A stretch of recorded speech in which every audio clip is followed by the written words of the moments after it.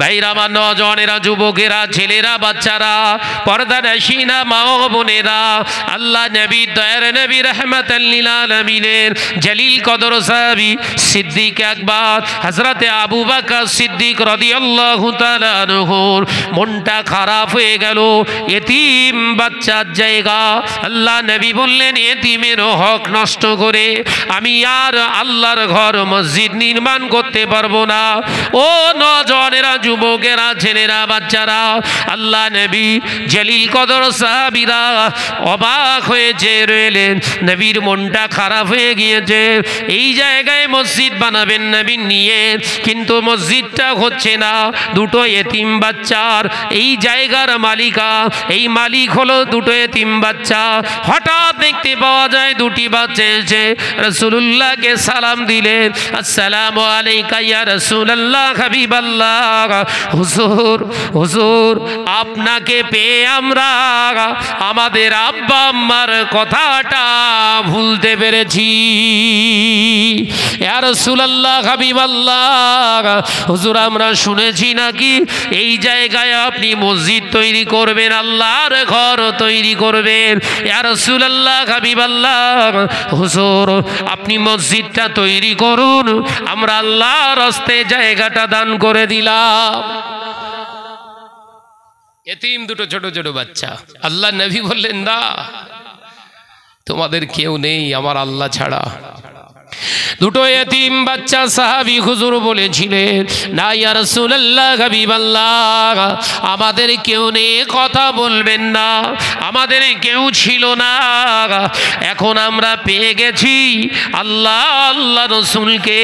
যাদের আল্লাহ আল্লাহ রসুল থাকে তাদের কোনো অসুবিধা নাই, তাদের ভবিষ্যতের চিন্তা নাই, তাদের আগামী দিনের চিন্তা নাই, তাদের কষ্ট থাকারও কথা নয়।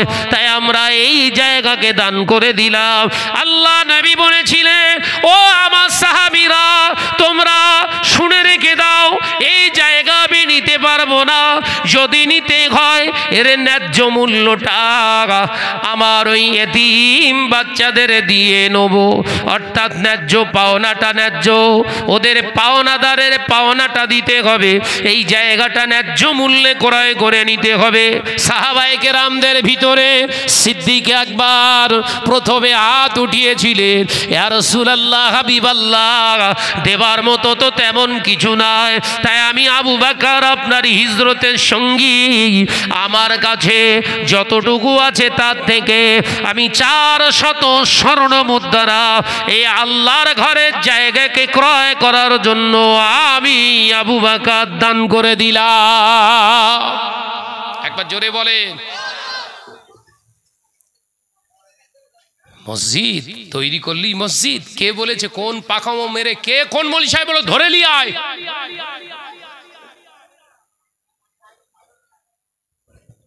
সুদখোর টাকা দিচ্ছে মসজিদ বানাচ্ছ, নির্লজ্জ বেহায়া।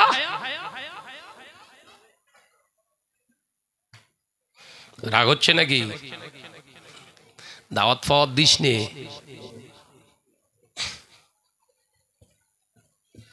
সাহাবায়ে কেরামরা প্রশ্ন করছে, ইয়া রাসূলুল্লাহ হাবিবাল্লাহ আমরা মসজিদ বানাবো। আল্লাহ নবী চুপ করে আছে, একটা কথা বলেন। আবার বলছে, ইয়া রাসূলুল্লাহ অনেক দূর থেকে আসতে হয়, আমরা একটা মসজিদ নির্মাণ করতে চাই। নবী লা জবাব, কোনো কথা নাই, চুপ করে আছে। সিদ্দিক আকবরের পাশে বসে থাকা ফারুকে আজম উঠে দাঁড়িয়েছে, ইয়া রাসূলুল্লাহ হাবিবাল্লাহ আমি হযরতে ওমর মনে করছি একটা তালিমে কোরআনের প্রতিষ্ঠান বানাবো। রাসূল বললেন, সাহাবীরা দেরি করো না, এক্ষুনি তোমার ভাই ওমরের সঙ্গে হাতে হাত দিয়ে এক্ষুনি একটি তালিমে কোরআনের প্রতিষ্ঠান তোমরা তৈরি করো। একবার জোরে বলে। মসজিদ ঘন ঘন হোক রাসূলুল্লাহ চাইতেন না। আর কি হচ্ছে সব এই কথা বলে না তো। দক্ষিণ পাড়ারা বলছে উত্তর পাড়ারা মসজিদ তৈরি করেছে, ওরা একা মোস্তানি করবে, আমরাও একটা করব। বাবাজি কম্পিটিশন চলছে তো, ও মসজিদ হচ্ছে, মসজিদে জেরার ভেঙে ফেল সব, সুদখোরের টাকা নিয়ে মসজিদ তৈরি হচ্ছে, ভেঙে ফেল।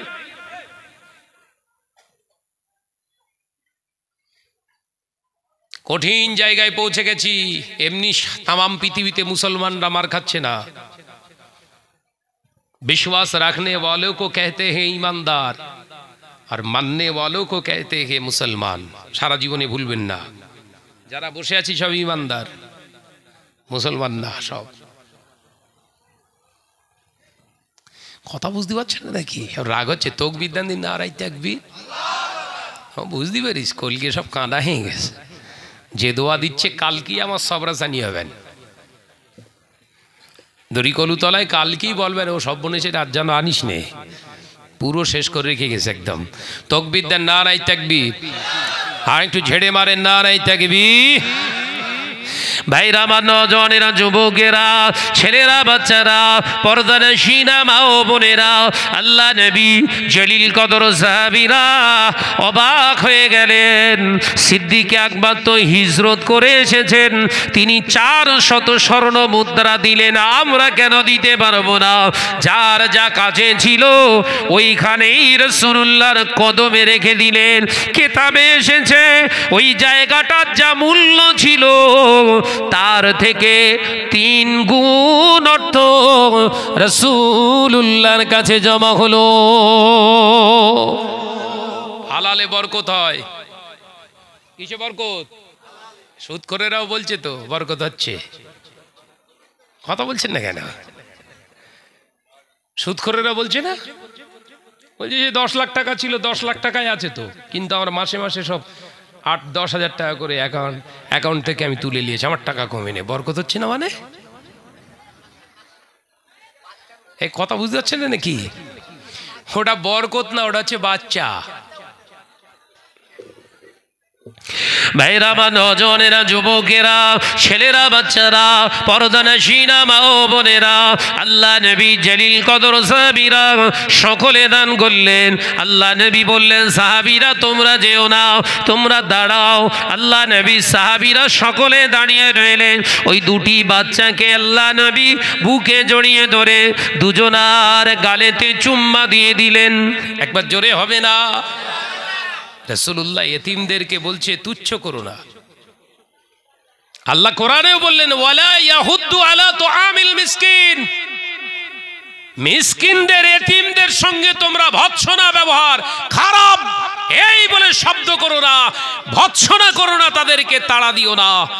আমি আল্লাহ বলছি, যারা আরাইতাল্লাযী ইউকাযযিবু বিদ্দিন, ময়দানের মাহশারে মিথ্যুকরা ধরা পড়ে যাবে, জাহান্নামের আযাবে নিপতিত হবে। আমি আল্লাহ বলছি, ফাযালিকাল্লাযী ইয়াদউল ইয়াতীম, এতিমের মাল আত্মসাৎকারী, এতিমকে ভৎসনাকারী, এরা সব জাহান্নামে যাবে। বুঝতে পেরেছো বাপ? মনে করছিলেন এতক্ষণ সানাস তৈরি করে বলছে? হুজুর টুজুর কিছু মানবে না, মেয়েড়ে মুছড়ে দুমড়ে ঢোকাবে সব।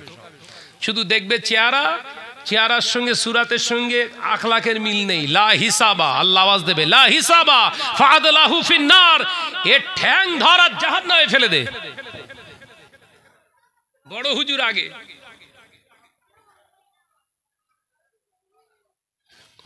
পীর হতে গেলে মিডিয়ার দরকার হয় না। আসল পীর, আসল আলেম হতে গেলে মিডিয়ার প্রয়োজন হয় না। আল্লাহওয়ালা হতে গেলে ক্যামেরার দরকার হয় না। আল্লাহওয়ালা হতে গেলে মাথায় ওড়না দিয়ে চাপা দিয়ে বসে জিকির করা লাগে না। আল্লাহওয়ালা যারা হয়ে যায়, মানুষের অন্তরে অন্তরে আল্লাহ দাওয়াত পৌঁছে দেয়। একবার জোরে বলুন, একবার জোরে বলেন। এখন তো সব ক্যামেরার সামনে পীর হচ্ছে। কথা বলছেন না কেন? তকবীরের শেষ নেই। কেউ একজন বলেছে পীর, হেসে আতখানা হয়ে যাচ্ছে। প্রতিবাদ করতে পারলি না, এই বেয়াদব চুপ, কে পীর হয়েছে? বোঝা যেত লোকটা আখলাকি মানুষ। রাসূলুল্লাহ বললেন, কেউ যদি কারুর পাশে দাঁড়িয়ে পাশে বসে প্রশংসা করে, রাসূল বলছে ও অবশ্যই ও ধ্বংস করছে, হাদিসের খেলাফ, ও মজা নিচ্ছে। তার মানে বললি শাহনাজ খারাপ না? এই বললে বিরাট বড় ধ্বজাধারী আলেম, তা তোমার এলমিয়াতের এই অবস্থা। ভাইরা আমার, নজনেরা, যুবকেরা, ছেলেরা, বাচ্চারা, পর্দা নেশিনা মা ও বোনেরা, আল্লাহ নবী সাহাবায়ে কেরামদেরকে ডেকে বললেন, তোমরা শোনো, এই দুইজন এতিম বাচ্চার জায়গাটা আমি নবী তিনটি তাসকিম করলাম, তিনটি ভাগে ভাগ করলাম, দুটো ভাগের ন্যায্য মূল্য তাদেরকে দিয়ে দিলাম, আর একটা ভাগ তাদের থেকে দান নিয়ে নিলাম। কেন জানো সাহাবীরা? আজকে যদি এতিমদের কাছ থেকে তাদের দান যদি আমি গ্রহণ না করি, কিয়ামত পর্যন্ত আমার উম্মত যারা এতিম হয়ে যাবে, ওরা আর দান করার সুযোগ পাবে না। একবার জোরে বলেন, একবার জোরে হবে না? তাই আমি রাসূলুল্লাহ সাল্লাল্লাহু আলাইহি ওয়াসাল্লাম এতিমদের দান করার মতো একটা ইবাদতের রাস্তা খুলে রেখে গেলাম। তাই দুইজন ভাইয়ের কাছ থেকে আমি নবী একটা অংশ দান হিসাবে নিয়ে নিলাম। আরেকবার জোরে হবে না?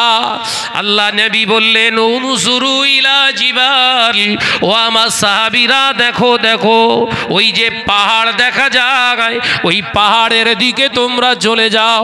ওই পাহাড়ের পারদেশে বড় বড় নুড়ি পাথরগুলো পড়ে আছে, ওই পাথরগুলো তোমরা হাতে করে বহন করো। কিছু সাহাবায়ে কেরামদের নিয়ে আল্লাহ নবী নিজে আবার জায়গাটা পরিষ্কার করলেন। আবর্জনা, খাজুরের ছোট ছোট ঝোপঝাড়ি ছিল, আল্লাহ নবী নিজে হাতে করে পরিষ্কার করলেন। সমস্ত সাহাবায়ে কেরামেরা পাথরগুলোকে বহন করে করে রাসূলুল্লাহর কাছে দিলেন। আল্লাহ নবী হুজুর আকরাম সাল্লাল্লাহু আলাইহি ওয়াসাল্লাম ওই পাথরগুলোকে মোবারক হাত দিয়ে একটার পর একটা সাজিয়ে সাজিয়ে একটা রেখা তৈরি করলেন। আল্লাহ নবী এবার নিজে পাহাড়ের কাছে গেলেন। পাহাড়ের কাছে গিয়ে একটা বড় প্রস্তর খণ্ড মোবারক হাত দিয়ে উঠিয়ে নিয়ে বুকে জড়িয়ে ধরে টুকটুক টুকটুক করে নবী হেঁটে হেঁটে আসে। সাহাবায়ে কেরামেরা বললে, ইয়া রাসূলুল্লাহ, হাবিবাল্লাহ, আপনি নিজে পাহাড়ের পাথর বহন করবেন হতে পারে না, আমাদের কাছে দেন। আল্লাহ নবী বললে, নেতা যারা হয় তাদের কর্তব্য কষ্টটাকে অনুভব করা। তাই আমি রাসূলুল্লাহ নেতার কাজটাকে একটু দেখিয়ে গেলাম। একবার জোরে বলেন।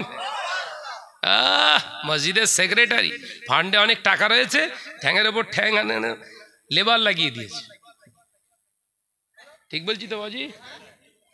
মসজিদের সেক্রেটারি, হ্যাঁ, লে লে লে কর কর কর কর, ও ঠ্যাং ভেঙে ফেল একদম। সেক্রেটারি হয়েছ নাম কেনার জন্য? হ্যাঁ, নাম কিনছো? মসজিদের ফান্ডের টাকা খরচা হচ্ছে, তোমার গায়ে বাচ্ছে না? না, পর কা মাল দরিয়া মে ডাল। হ্যাঁ, কথা বলছেন না কেন? এইসব প্রতিবাদী ভাষা নেই, সমাজ দুর্গন্ধ করে ফেলেছি আমরা। সমাজের বুকের প্রতিবাদ প্রোটেস্ট যদি আমরা করতাম, অন্তত মসজিদ মাদ্রাসাগুলো, সমাজের এই সমস্ত অবক্ষয় অধঃপতনগুলো নেমে আসতো না। সব শেষ হয়ে গেছে। আমরা ভাবছি নামাজ কালাম করছি, আমার কোনো টেনশন নেই, আমার জায়গা বহাল তো বিয়াতে, ঠিক আছে। শোনেন, আল্লাহ বললেন কোরআন পাকের ভিতরে, আল্লাহ বললেন নামাজ, রোজা, হজ, যাকাত শুধু তোমাকে জান্নাত দেবে না। নামাজ, রোজা, হজ, যাকাত তুমি আদায় করছো, প্রত্যেকটার ফেস টু ফেস হিসেব দেয়া লাগবে আপনার। নামাজটা পড়েছিস হালাল ভাবে পড়েছিস তো? প্রথমেই শুরুতে হাদিস বলেছিলাম, মনে আছে? রাসূল বললেন লাহমুন হারামা লা ইয়াদখুলুল জান্নাহ। নবী বললেন হারাম খেয়ে শরীরে গোশত তৈরি হয়ে গেছে, গোশতটা জান্নাতে যাবে না। তাহলে নামাজ কি করলে হবে তোর? দেখেছেন কি করে কাটছে? এই কথা মাথায় ঢুকছে তো নাকি? নামাজ পড়ে কপাল কালো হয়ে গেছে, হারাম খেয়ে শরীর ফুলিয়ে ফেলেছিস, তো জান্নাতে যেতে হবে। তারপরে আরেকটা রাসূলের হাদিস বলেছি, মনে পড়ছে? নবী বললেন নাপাক অবস্থায় জুনুবি হালাতে মৃত্যুবরণ করেছে, কিসে? লা ইয়াস্তানজিরুনা মিনাল বাউলি, ইস্তেঞ্জা করতে যে পেশাবের ছিটা গায়ে লেগে গেছে, খেয়াল করেননি। ওই অবস্থায় যদি মৃত্যু হয়ে যায়, রাসূল বললেন কবরটা আযাবের কবর হয়ে যাবে। নামাজ কি করে তোর জান্নাত দেখাবে? নবী যদিও বলেছেন আস-সালাতু মিফতাহুল জান্নাহ, কিন্তু রাসূল ওই হাদিসটা ওই পর্যন্ত বলে শেষ হয়ে যায়নি। ওর পরেও রাসূল বলেছেন সাল্লু কামা রাআইতুমুনি উসাল্লি। আমি রাসূল যেভাবে নামাজ আদায় করেছি, যেমনটি করে আদায় করেছি, তোমরাও সেই রকম করে নামাজ পড়ো। একবার জোরে বলুন না, আমি জোরে হবে না। নবী নামাজ পড়েছেন, জীবনে কোনোদিন মিথ্যা কথা বলেননি। নবী নামাজ আদায় করেছে, চগলখুরি করেননি। নবী নামাজ আদায় করেছে, পরনিন্দা করেননি। নবী নামাজ আদায় করেছে, সুদের টাকা খায়নি। নবী নামাজ আদায় করেছে, জীবনে ঘুষের টাকা মুখে দেয়নি। রাসূল নামাজ আদায় করেছে, লটারি কাটেননি। নবী নামাজ আদায় করেছে, মদে চুমুক দেয়নি। নবী নামাজ আদায় করেছে, জীবনে পরের মাল আত্মসাৎ করেননি। তোর কাছে তো সব পাওয়া যায়, এই কথা বলছেন না কেন? নামাজ পড়ে জান্নাত খুঁজছো? কমপ্লিটলি মুসল্লি হয়ে যান, কমপ্লিটলি মুসল্লি হয়ে যান। নামাজ যদি পড়তে হয়, এমন নামাজ আদায় করুন যে নামাজের দ্বারা আপনি পাপাচার থেকে নিজেকে বাঁচাতে পারছেন। জানবেন ও যে নামাজ আপনাকে পাপ কাজ থেকে বিরত রাখার শত চেষ্টা লাগায়, ওই নামাজটাই একদিন জাহান্নামের আগুন থেকে আল্লাহ আপনাকে বাঁচিয়ে দেবে। একবার জোরে বলুন। নামাজ আদায় করছেন, অন্যায় রাহাজানি করছেন, ওই নামাজ আপনাকে জান্নাত দেখাতে পারবে না। কোনো কেতাবে আছে আমার জানা নেই, থাকলে দেখিয়ে দেবেন। মাথায় ঢুকছে বাপ? নামাজের গরম বেরো না, খানাটা যেটা খাচ্ছ ওইটার গরম মারো, মানাবে। নামাজের গরম মারা যাবে না, কিন্তু যেটা খাবার খাচ্ছেন ওইটালে গরম মারা যাবে। ইয়েস, আমি হালাল খাই, গরম মারুন, কিচ্ছু অসুবিধে নেই। নামাজ আমি পড়ি, নামাজ আমি পড়ি, 5 ওয়াক্ত পড়ি, 6 ওয়াক্ত পড়ি, 7 ওয়াক্ত পড়ি, তাহাজ্জুদ পড়ি, আবাবির পড়ি, সালাতুর আপনার ইসরাকের নামাজ পড়ি, সালাতুত তাসবিহ নামাজ আদায় করি। করেন করেন বাপ করেন। হালাল খাচ্ছেন তো? বাবাজি ভাই চুপ করে, কি করে বলবো? দেখেছেন, দুমড়ে গেছে বলো, নামাজি শেষ। হালাল খাচ্ছেন তো বাপ? চুপ করে, ঠিক বলতে পারবো না। ভাইরা, আমার নজনেরা, যুবকেরা, ছেলেরা, বাচ্চারা, মনে কষ্ট নেবেন না। মুরব্বিয়ানগণেরা, মনের কষ্টটা এই জন্য বলছি, ঘরে ঘরে সুদের আমদানি রপ্তানি শুরু হয়ে গিয়েছে। বাঁচতে পারবেন না, বাঁচার রাস্তার কোনো দিক খুঁজে পাবেন না যদি হারামটাকে না বন্ধ করতে পারে। আল্লাহ নবী সাহাবীরা রাসূলুল্লাহর দরবারে সব পাথর বহন করলেন। আল্লাহ নবী ওই বড় পাথরটা নিয়ে একটি জায়গায় রেখে ঠিক বাম সাইডে চেপে পাথরটা রেখে দিয়ে রাসূল পাথরের উপরে দাঁড়িয়ে বললেন, ও আমার সাহাবীরা, এটা হলো মসজিদে কোবার মেম্বার। একবার জোরে বলুন, একবার জোরে হবে না? এটা হলো মসজিদে কোবার মেম্বার। আমি মসজিদে কোবার ফজিলত বলছি, ও আমার সাহাবীরা শুনে রেখে দাও, কিয়ামত পর্যন্ত এই মসজিদে যত আমার উম্মতি এসে 2 রাকাত করে নামাজ আদায় করবে, আল্লাহ 2 রাকাতের নামাজের পরে প্রত্যেক উম্মতির নামায় আমলে একটা মকবুল উমরা হজের সওয়াব দান করে দেবে। একবার জোরে বললেন না? কি ভাবছেন? তাহলে মসজিদ হলেই সওয়াব? মসজিদ তৈরি করলেই মসজিদ নাকি? বড় লম্বা মিনার করলেই ফজিলত বেশি নাকি? হালাল মাল থেকে তৈরি করুন।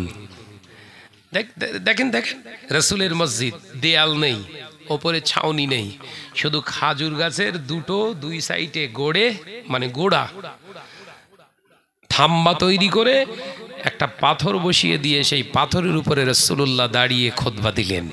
ও আমার সাহাবীরা, কিয়ামত পর্যন্ত এই মসজিদে যারা 2 রাকাত নামাজ আদায় করবে, প্রত্যেকটা উম্মতের নামায় আমলে যারা এখানে মসজিদে নামাজ পড়বে, 2 রাকাতের বিনিময়ে একটা করে মকবুল উমরা হজের সওয়াব দান হবে। একবার জোরে বলুন।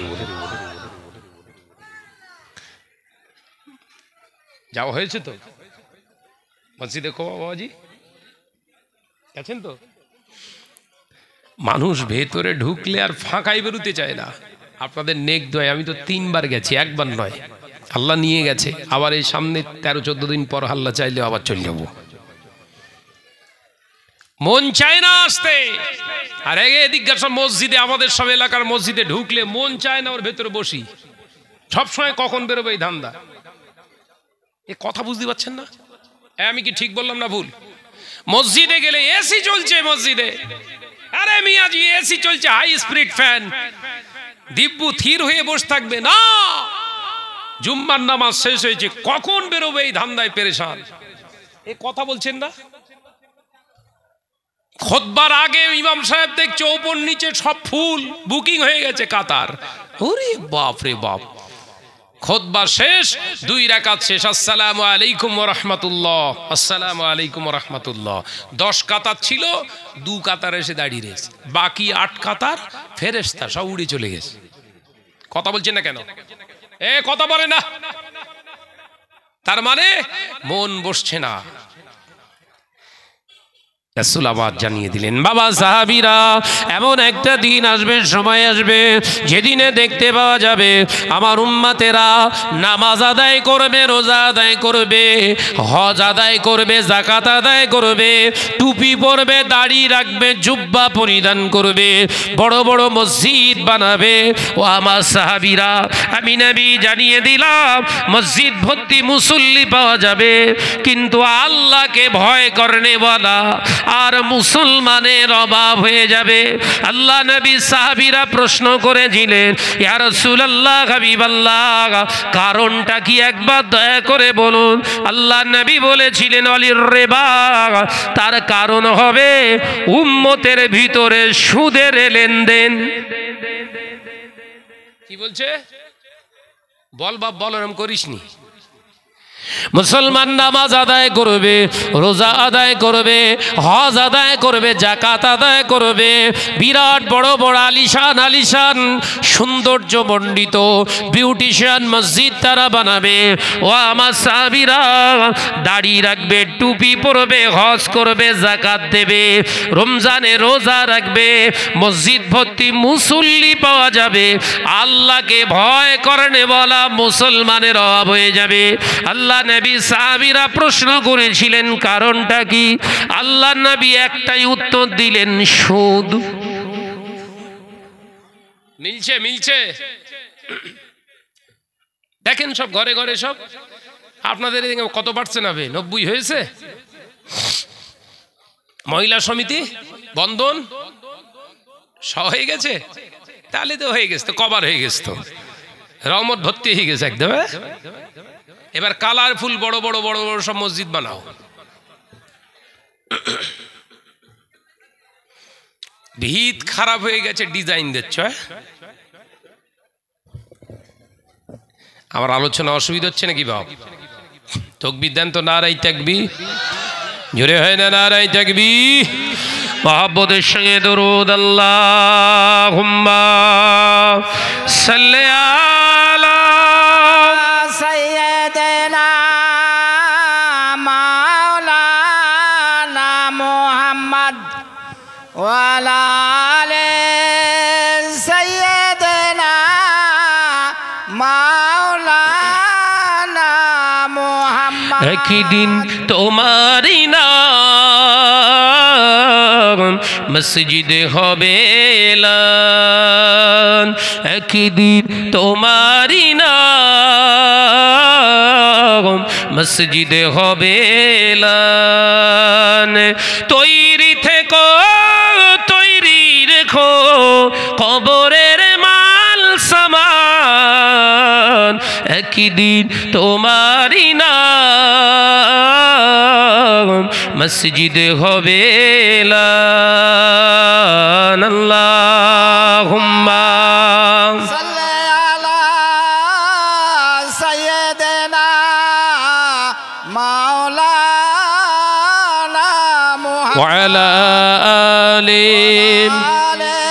সাইয়্যিদিনা মাওলানা।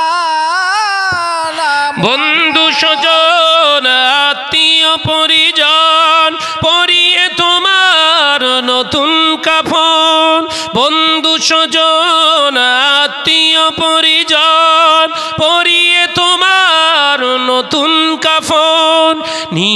যাবে ওই কবরে, থাকবে না কেউ আপন। একদিন তোমারই নাম মসজিদে হবে এলান, একদিন তোমারই নাম মসজিদে হবে এলান। তৈরি থেকো, তৈরি রেখো কবরের মাল সামান, একদিন তোমারই নাম মসজিদে হবে এলান। আল্লাহুম্মা সাল্লি আলা সাইয়্যিদিনা মাওলানা মুহাম্মদ ওয়া আলা আলি মাওলানা মুহাম্মদ। টাকা কড়ি গাড়ি বাড়ি থাকবে না কেউ সঙ্গে তোমার, টাকা কড়ি গাড়ি বাড়ি থাকবে না কেউ সঙ্গে তোমার, থাকবে সেদিন সঙ্গী হয়ে নূর নবীর সুন্নাত। জোরে হবে না? আর একটু জোরে হবে না?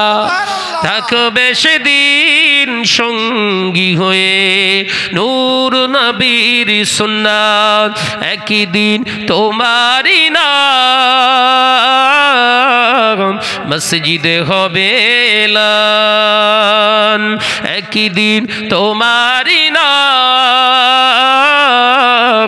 মসজিদে হবে এলান।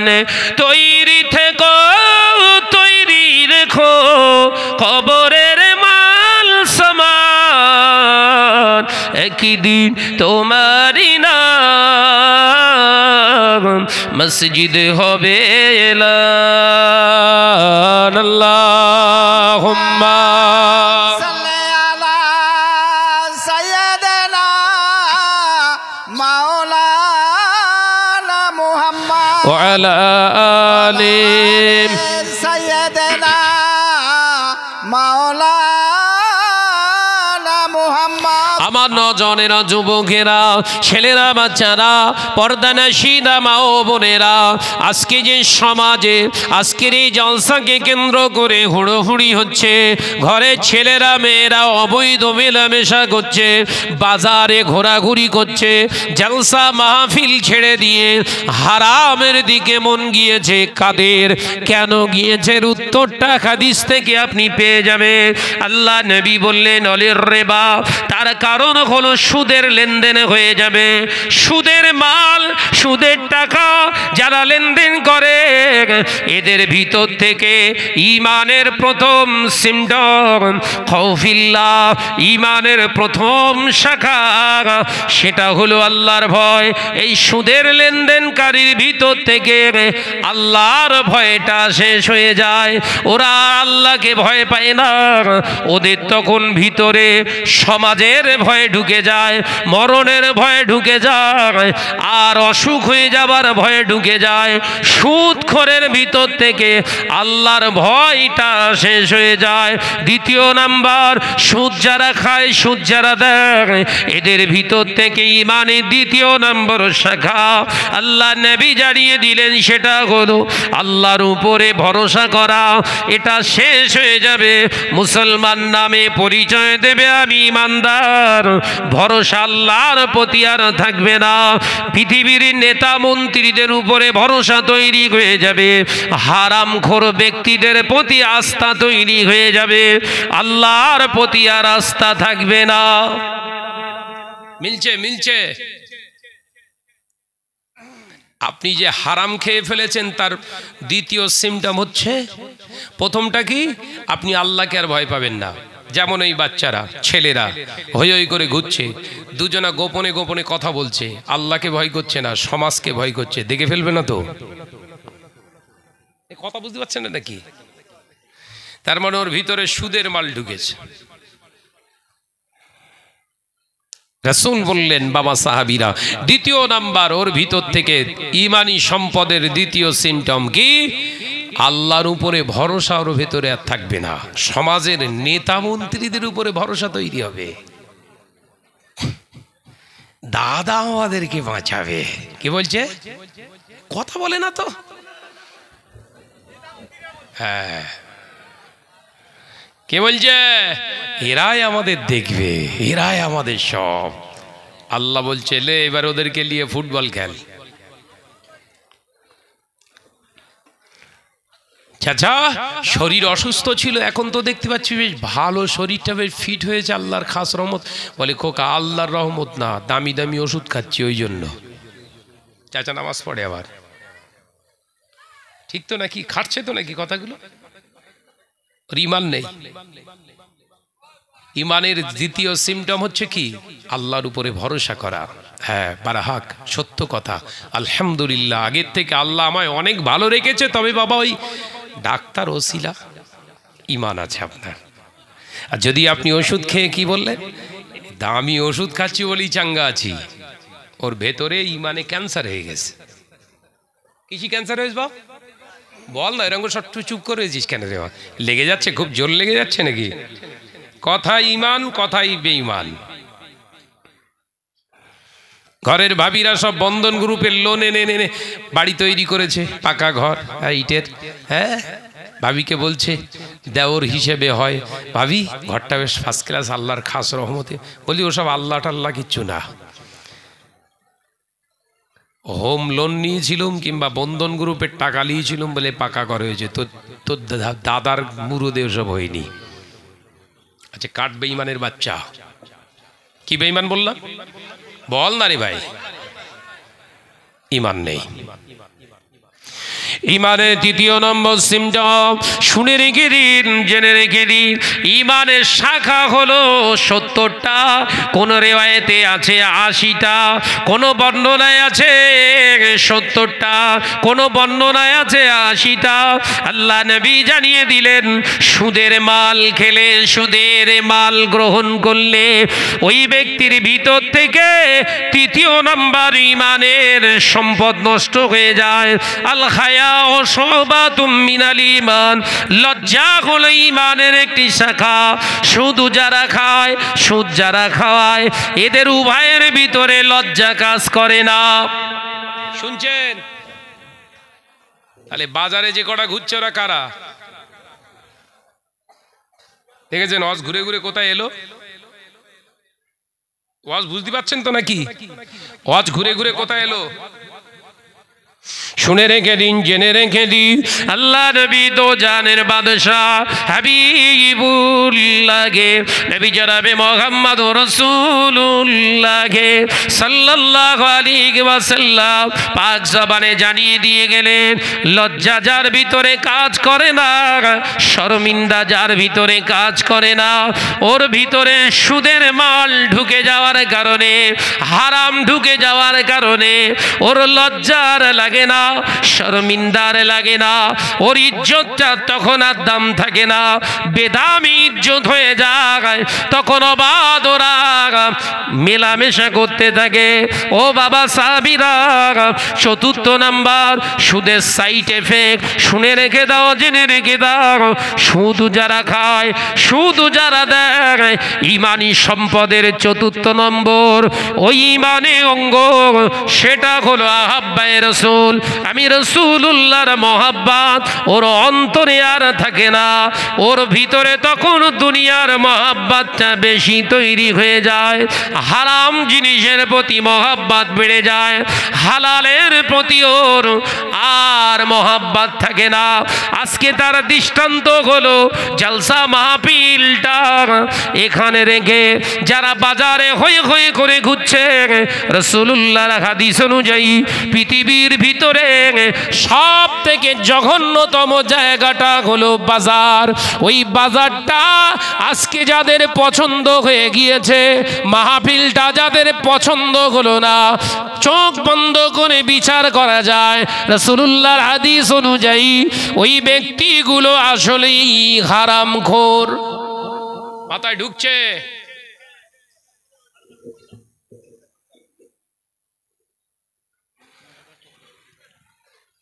যে মহিলারা বাজারে ঘোরাফেরা করছে, হই হই করছে, এরা কিন্তু ঘরের বউ হওয়ার যোগ্য নয়, এরা সব বাজারি।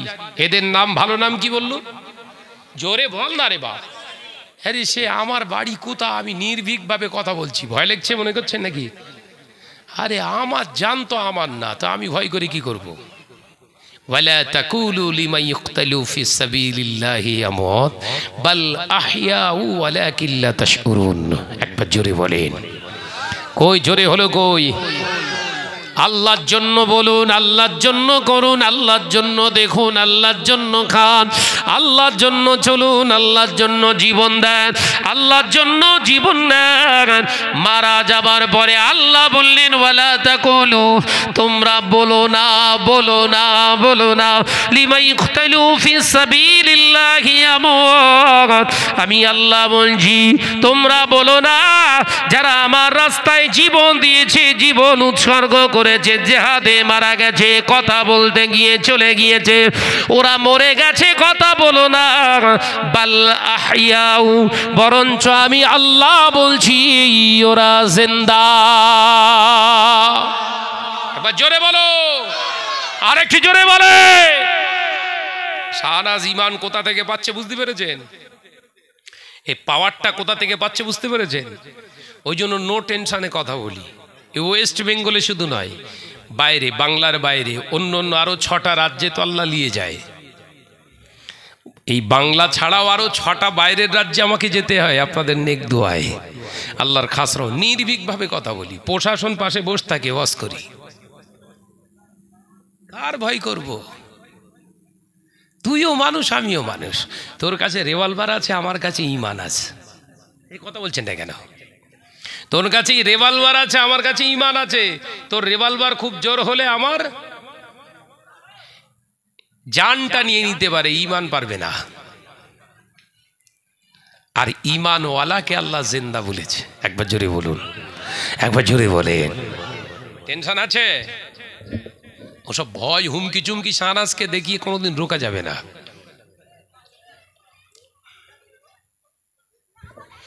राजस्थाने जलसाई गई, राजस्थान पुलिस एसे बोलছে भाई साहब 12 बज गया और प्रोग्राम नहीं चलना चाहिए। क्यों सर? सुनिए, हम मुसलमान हैं, हम तकरीर के लिए थोड़े वक्त चाहिए, बस देना है और ना। कहाँ से आया है? स्टेजे कत होच्छे जयपुर सिटीते जलसा होच्छे, 12टार ओइदिके प्रोग्राम करते देवे ना, शहरेर ऊपरे तो 12 बज गया बंद कर दो। देखिए भाई साहब, हमारा एक रूल्स है, सिस्टम है, डिसिप्लिन है, हम मानते हैं। आपको वक्त हो गया, बस थोड़ा और। कहाँ से आया है? अब मगरिबे बंगाल से आया है। वो अच्छा अच्छा अच्छा, ठीक है ठीक है। 1 घंटा बसिए रेखे वाज करलाम, कथा बुझते पारछेन ना? कोई जखन हरि कीर्तन हय एई हय कोई तखन के बाधा दिस ना तो, कथा बुझते पारछेन ना? भारतवर्षेर कन्स्टिट्यूशने प्रत्येकेर समान अधिकार। कथा ठीक ना भूल जोरे बोलेन? तुमी ए काले एसे मोस्तानी करबे, चालाकी पेयेछो। गत 4 दिन ना 5 दिन आगे बनगाय एक जलसा प्रोग्रामे गेलाम, ओखाने गिये देखी पुलिश एसे माध्यमिक परीक्षा चलছে, आस्ते करुन, बाइरेर साउंड बंद करे देन, भेतरे शुधु चलबे, स्लो करे देन, आस्ते करे देन। एरा हाका मेरेছি, पुलिश दौड़े चले गेছে। मोस्तानी सब জায়গায়। कमिटिर ছেলেদের জিজ্ঞাসা করছে মাওলানা সাহেবের বাড়ি কোথা? আরে 24 পরগনাই বাড়ি। ना लोकटा ठीक है। भारतेर रूल्स ल ओरा पड़ेছে शुधु, आमरा मौलवी साहेब बोले पढ़िनी, ओरा जाने। 8 दिनेर 15 दिनेर कीर्तन गान है, ओई तखन तो बाधा दिसनी। 1 दिनेर 8 घंटा जलसा तोर कल्ली জ্বালা करे, চালাকি পেয়েছো। जलसा करलाम, एकजन फेती नेता देखेছেন, এই ঘরের সন্তান, ঘরের শত্রু বিভীষণ, একদিন ফেতি নেতা মুসলমান সেজে এসে, ভাইজান হুজুর 1:30টার ভিতরে শেষ করে দেবেন, বেরো দূর করে তাড়িয়ে দিয়েছে। 2:30টা পর্যন্ত জলসা করল।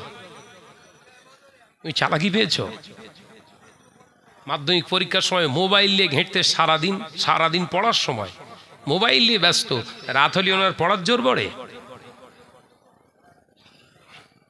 কথা ঠিক না জোরে বলেন? বাচ্চাগুলোর হাতে মোবাইল তুলে দিলে আর পড়ার জন্য এখন রাত খুঁজছো? যত বিদ্যা সবের ভেতরে, কথা বলে না। কি পড়া পড়ছে মেয়ে রহিমা খাতুন, বই খুলে দিয়ে ভিডিও কলে কথা বলছে। হ্যাঁ বলো বলো, মা আসতেছে। আমার কচি পড়ে হুড়িয়ে যাচ্ছে একদম। কথা বলছে না কেন? রেজাল্ট বেরিয়েছে, বোর্ডে সবার শেষে ওর নাম। এক কথা ঠিক না জোরে বলেন? বাচ্চাগুলোকে শেষ করে দিয়েছ হাতে মোবাইল দিয়ে, এখন পড়া করে পাগল হচ্ছ? ভাইরা আমার, নজনেরা, যুবকেরা, ছেলেরা, বাচ্চারা, তাহলে ঈমানের চতুর্থ স্তম্ভ কি বলেছি শুনে রেখে দেন। আল্লাহ নবী বললেন, লা ইউমিনু আহাদুকুম হাত্তা কুনা হাব্বা ইলাইহি মিন মালিহি ওয়া আহলিহি ওয়ান নাসি আজমাইন।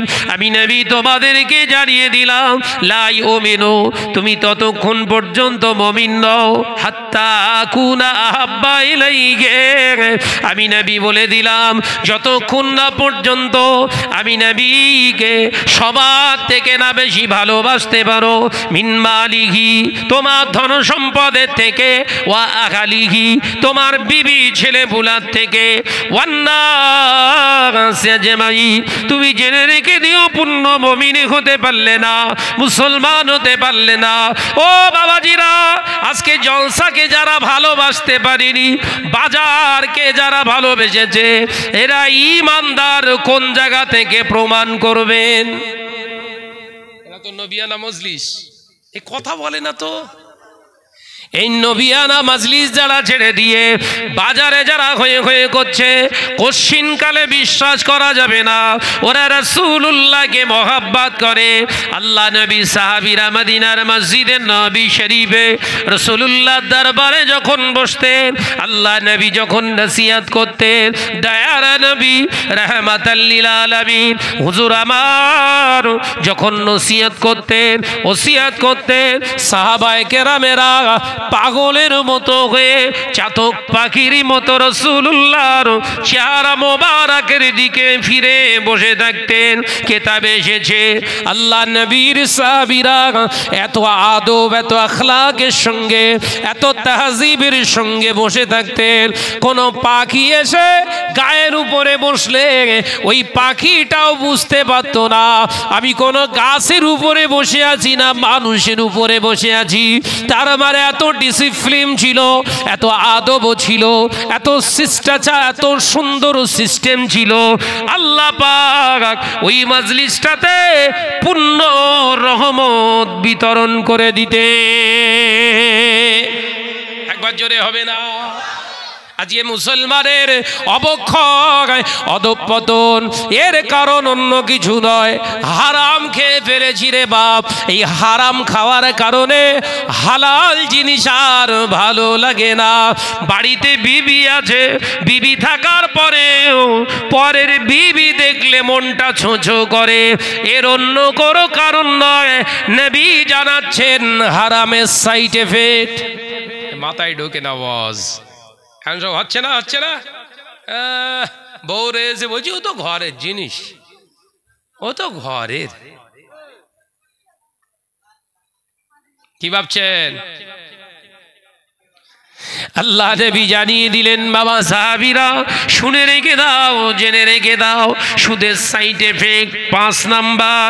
ঘরে ঘরে নামাজ হবে, রোজা হবে, ঘরে ঘরে তাসবিহ তাহলিল হবে, ইবাদতে মন বসবে না। নামাজের মুসাল্লায় দাঁড়াবে মুসল্লি, আর ইবাদতে তার মন থাকবে না। মসজিদ ভর্তি মুসল্লি পাওয়া যাবে, মুসল্লিদের ঈমান, মুসল্লিদের মনটা মসজিদের ভিতরে আর থাকবে না। মিলছে মসজিদের ভিতরে মুসল্লি সব পেরেশান হয়েছে কখন সালাম ফেরাবে। আবার যদি ইমাম সাহেব একটু লম্বা দোয়া যায়, হাত নিচে বলছে চ চ চ চল যায় চল যায়, এই দোয়া শেষ হবে না। বলেন ঠিক বলছি না ভুল? জোরে বলেন। এসব কিসের সাইড এফেক্ট বললাম? সুদ। ওই আমরা যখন মসজিদে যাই আমাদের তো মন একবারও চায় না হুড়ুর করে বেরিয়ে যায়। ওই আমাদের তো মনে হয় না নামাজে দাঁড়িয়েছি, হুকুম আহকাম আর কানগুলো রোকনগুলো ঠিকভাবে আদায় করে তবে নামাজ। ও ফাটাফাট মেরে উঠতে, ফাটাফাট মেরে একদম। কথা বুঝতে যাচ্ছে না? কম্পিউটার পর্যন্ত ভুল হয়ে যাচ্ছে কটা সেজদা করলো।